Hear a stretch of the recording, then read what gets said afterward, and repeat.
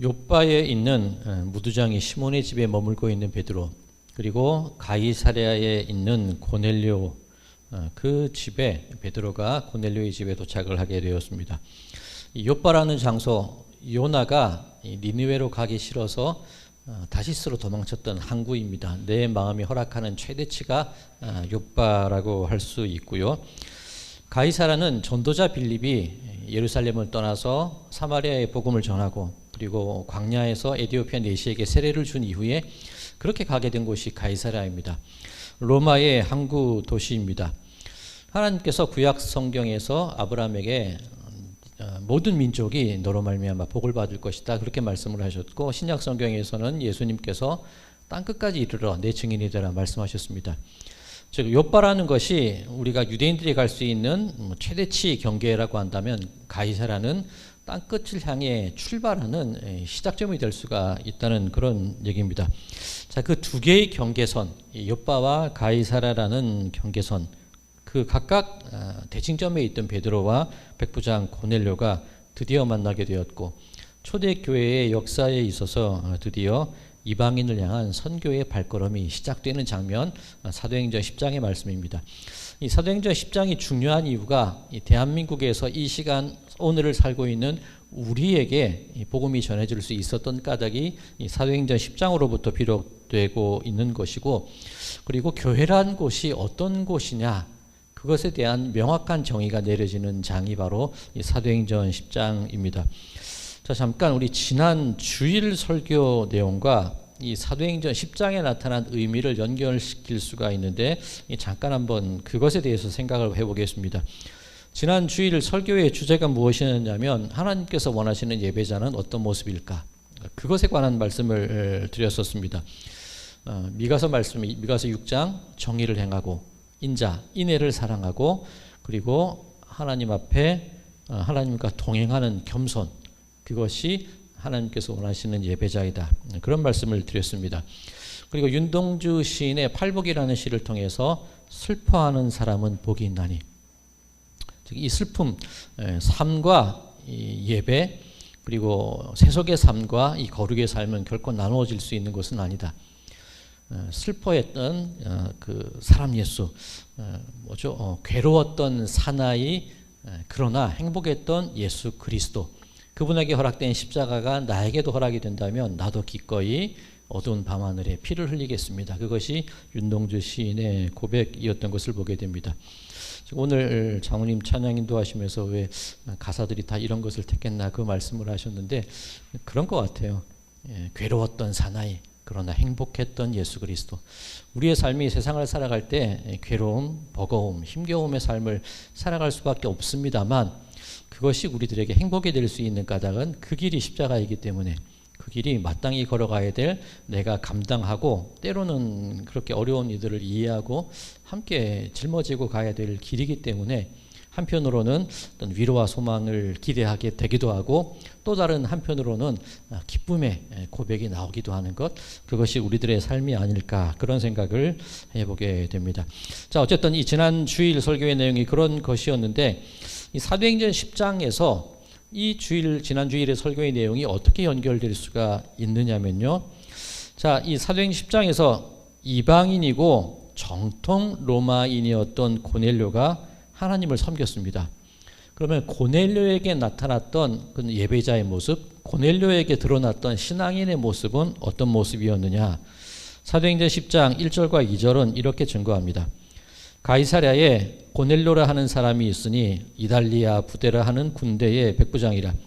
그가 경건하여 온 집안과 더불어 하나님을 경외하며 백성을 많이 구제하고 하나님께 항상 기도하더니. 자, 일반적으로 이전까지 하나님을 믿는 사람들에게서 나타났던 흔히 생각하는 예배자의 모습은 어떤 모습이었느냐면, 유대인들에게서 가장 중요한 두 가지를 꼽으라고 한다면 성전과 율법이죠. 예수님께서 그 성전과 율법을 허물어뜨리러 왔다고 하는 그 죄목 때문에 예수님을 죽이지 않았습니까? 그러니 유대인들에게 있어서 기존에 하나님을 섬긴다는 사람들에게서 중요한 예배자의 모습이 무엇이었냐면 성전제사, 할례, 안식일 준수, 율법을 행하는 것, 그것이 신앙인으로서 마땅히 드러나야 될 태도라는 겁니다. 그걸 어기면 저주받거나 신앙인이 아니라는 그런 판단을 내렸던 것이 이 당시의 모습이었습니다. 그런데 이 지금 읽은 사도행전 10장 1절 2절을 보면 이 고넬료라 하는 사람은 기존의 어떤 체계 속에서 신앙인이라고 인정될 만한 그 어떤 것도 행하지 않은 것이 고넬료입니다. 정통 로마인이죠. 할례 안 받은 사람입니다. 성전 제사 드릴 리도 없고요.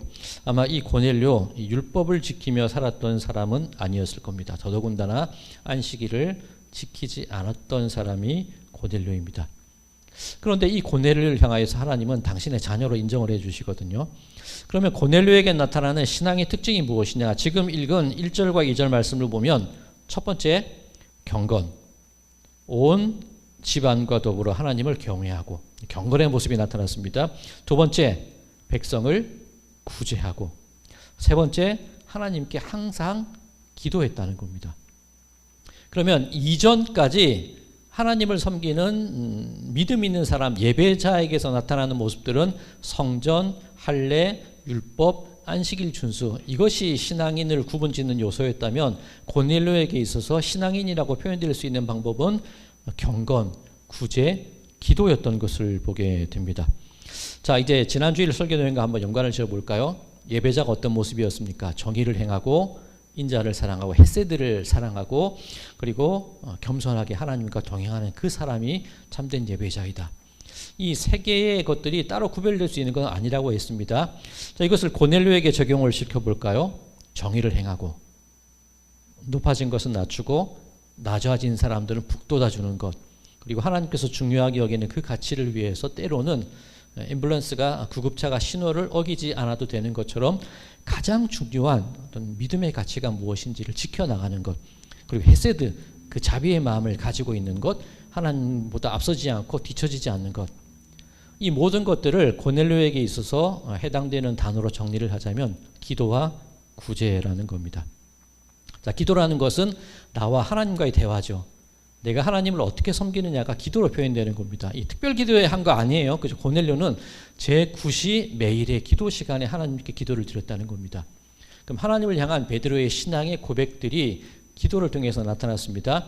두 번째, 구제. 구제라고 해서 누군가 이 불쌍하고 연약한 이들을 어떤 물질로라든가 어떤 행동으로 도와주는 것, 그것만 구제를 의미하는 건 아닙니다. 우리 사도행전 9장에서 베드로가 이 도르가 다비다라는 여인을 살린 일이 있을 때 그때 그 다비다의 모습들을 어떻게 설명했었죠? 선행과 구제가 심히 많았더니. 그 심히 많았다는 말, 폴로레스, 나에게 주어진 은혜가 나에게서 끊어지는 것이 아니라 계속 넘쳐나는 것, 그것이 선행과 구제라는 말씀을 드렸죠. 이 고넬료에게 있어서도 똑같이 적용될 수가 있습니다. 자, 기도라는 것은 나와 하나님과의 어떤 연결점, 그리고 고넬료가 행했던 구제라는 것은 그렇게 나에게 주어진 그 은혜가 자연스럽게 사람들에게 흘러나가는 과정이 구제라는 겁니다. 자, 이것을 구약 성경의 율법에서는 어떻게 표현하고 있느냐? 가장 크고 첫 번째 되는 계명이 무엇입니까? 마음을 다하고 뜻을 다하고 성품을 다하고 온 것을 다해서 하나님을 사랑하라. 두 번째는 이와 같으니 내 이웃을 내 몸과 같이 사랑하라. 이게 고넬료식으로 표현하자면 기도와 구제 아닙니까? 하나님을 향한 사랑은 기도라고 표현될 수 있고 이웃에 대한 사랑은 구제라고 표현될 수가 있다는 겁니다. 자, 그러니 예수님께서 율법을 폐기하시고 성전을 폐기하신 것이 아니라 율법을 완성시키시고 당신의 모습으로 교회를 완성시키셨던 거죠. 그러면 구약과 신약이 따로 떨어져 있는 것이 아니라 하나님의 뜻이 변한 게 아니라 태초부터 하나님의 계획은 여전히 똑같이 진행되어 오셨던 거죠. 그런데 그것을 유대인들이 일종의 하나님께서 샘플로 이 세상에 보내신 일인데 착각해서 우리들에게만 그것이 해당된다는 그 고집스러운 마음으로 욥바까지 머물러 있는 것이 유대인들의 모습이었고 베드로의 모습이었다는 거죠. 자, 그런데 지금 가이사랴에서 새로운 그런 신앙인의 모습, 새롭다기보다는 그동안 잊혀져 왔던 드러나지 않았던 예배자의 모습, 신앙인의 모습이 기도와 구제라는 모습으로 명확하게 드러나고 있는 것을 발견하게 된다는 것이지요. 자, 이제 이런 이야기들이 제가 지금까지 드렸던 지금의 말씀들이 이 고넬료의 가정에서 어떻게 구체화되고 있는지 그것을 한번 확인해 보겠습니다. 자, 오늘 본문 24절입니다. 이튿날 가이사랴에 들어가니 고넬료가 그의 친척과 가까운 친구들을 모아 기다리더니.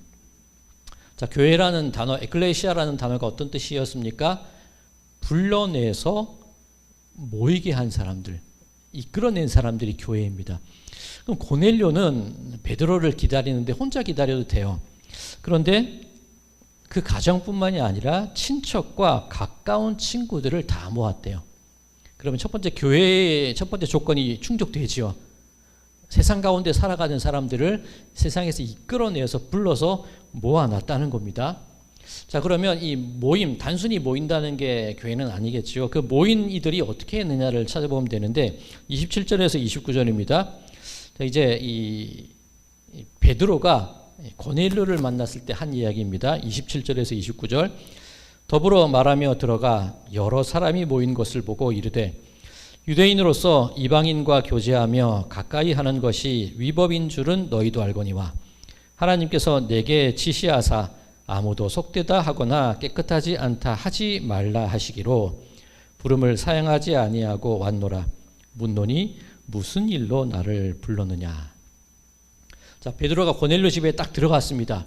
그런데 이 표시는 잘 안 나는데 적잖이 당황했을 것 같아요. 그렇지 않을까요? 이 베드로 고백이 유대인과 이방인이 교제하는 게 위법이다까지라고 얘기하는 거 보니까 그냥 들어갔는데 고넬료 집안 사람들, 친척들, 가까운 친구들이 막 모여 있어요. 그 할례 받지 않은 그 무리들이 죄송합니다. 때로 몰려 앉아 있는 거예요. 베드로가 적잖이 당황했을 것 같습니다. 그래서 베드로가 한 말이 이거예요.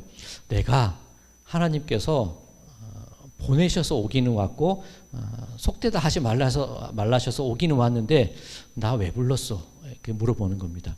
그럼 지금 베드로는 이 자리에 오게 된 이유를 안다는 겁니까? 모른다는 겁니까? 모르고 왔다는 거죠. 이 성령님께서 좀 말씀을 좀 해주시면 좋을 텐데 그냥 가라고만 하시고 무슨 일이 어떤 사람을 만나게 될지 언급을 안 해주신 겁니다. 그러니 베드로가 지금 약간 당황했다고도 할 수 있는 겁니다. 자, 그 상태에서 이 고넬료가 왜 베드로를 불렀는지 그에 대한 대답을 하는 장면이 또 있습니다. 자, 30절에서 33절까지입니다. 고넬료가 이르되 내가 나흘 전 이맘때까지 내 집에서 제9시 기도를 하는데 갑자기 한 사람이 빛난 옷을 입고 내 앞에 서서 말하되 고넬료야 하나님이 내 기도를 들으시고 내 구제를 기억하셨으니 사람을 요바에 보내어 베드로라 하는 시몬을 청하라. 그가 바닷가 무두장이 시몬의 집에 유숙하느니라 하시기로 내가 곧 당신에게 사람을 보내었는데 오셨으니 잘하였나이다.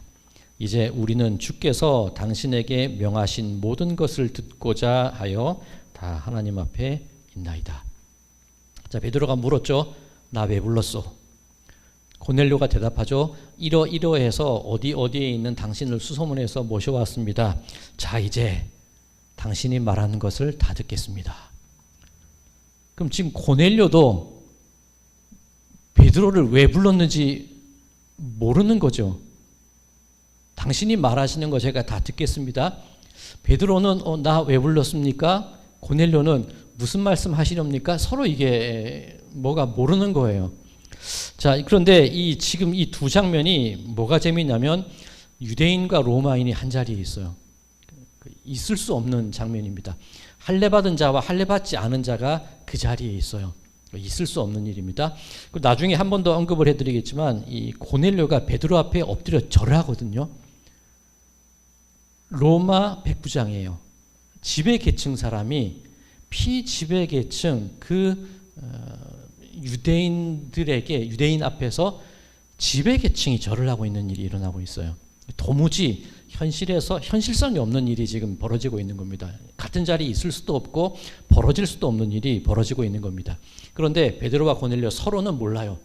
왜 불렀는지 무슨 말을 들어야 되는지 모르는 상황이 막 벌어지고 있다는 겁니다. 자, 그런데 지금 이렇게 좀 이 기이한 상황 속에 반복되는 말씀이 있습니다.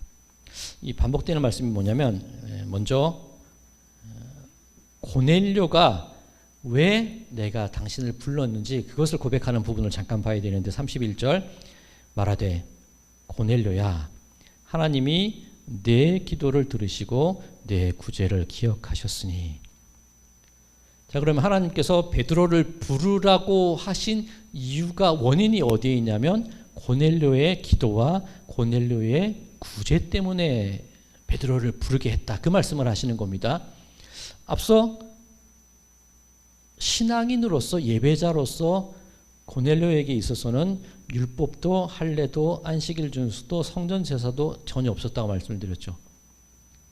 나타나는 두 가지가 있었는데 기도와 구제라고 말씀을 드렸습니다.